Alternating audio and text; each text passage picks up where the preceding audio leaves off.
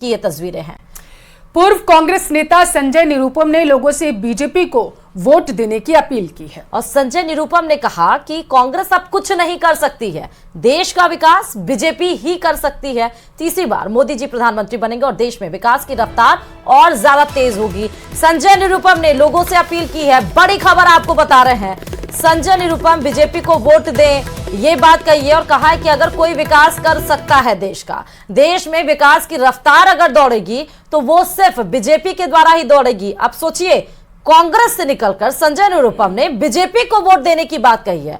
देश की रफ्तार और विकसित भारत तो वैसे भी बीजेपी का नारा है, और देश में विकास की रफ्तार अगर उसकी कोई गाड़ी खींच सकता है, तेजी से दौड़ा सकता है, तो वो सिर्फ और सिर्फ बीजेपी है।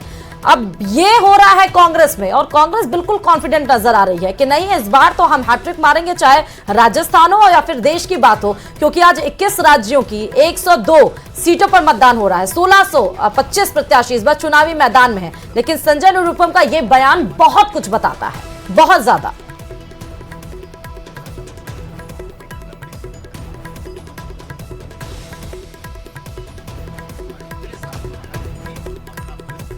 पहले फेज का मतदान आज हो रहा है और इस मौके पर मैं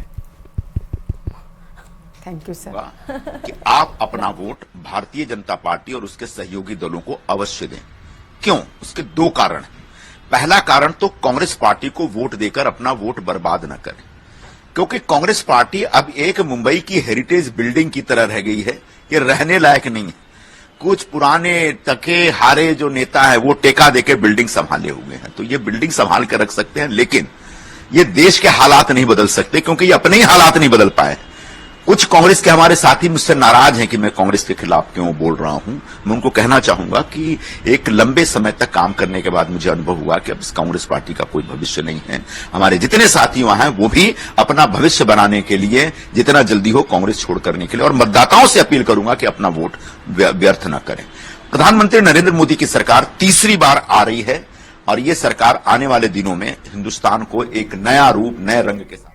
तो संजय निरुपम को आप सुन रहे थे, और खबरों में आगे बढ़ते बताते चले कि पहले चरण में प्रदेश की 12 लोकसभा सीटों पर मतदान जारी है। जयपुर में पीसीसी वॉर रूम से प्रदेश भर में मतदान पर निगरानी भी की जा रही है।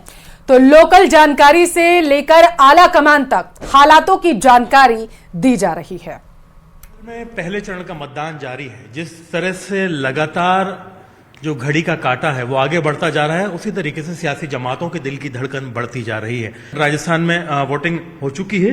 कांग्रेस के वॉर रूम में हम मौजूद हैं। यहाँ पर जो कांग्रेस की टीम है वो लगातार एक विशेष कंट्रोल रूम बना करके संवाद कायम किए हुए है। हर लोकसभा पर विधानसभा वार बाकायदा बातचीत की जा रही है। क्या क्या स्थिति है आपके पास में? कौन कौन सी लोकसभाएं? वैसे तो आप पूरी 12 देख रहे हैं, लेकिन जो जयपुर ग्रामीण और आसपास के इलाकों की बात करें तो क्या स्थिति है, किस तरह का टर्नआउट है, क्या लगता है कितना हक में आपके मत पड़ रहे हैं?